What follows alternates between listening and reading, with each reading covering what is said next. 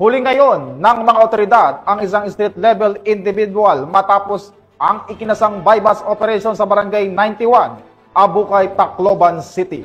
Ang balitang hatid ni Patrolwoman Maria Elena Singian.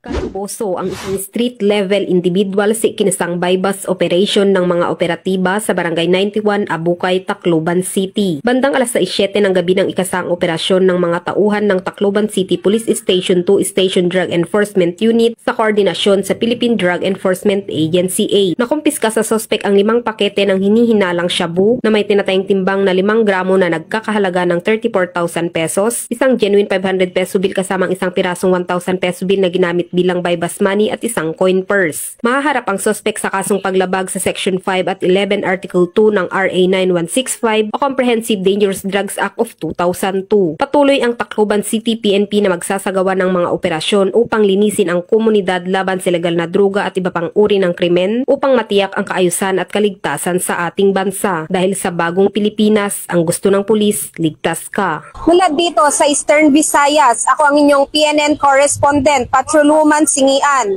Alagad ng batas, tagataguyod ng balitang pulis.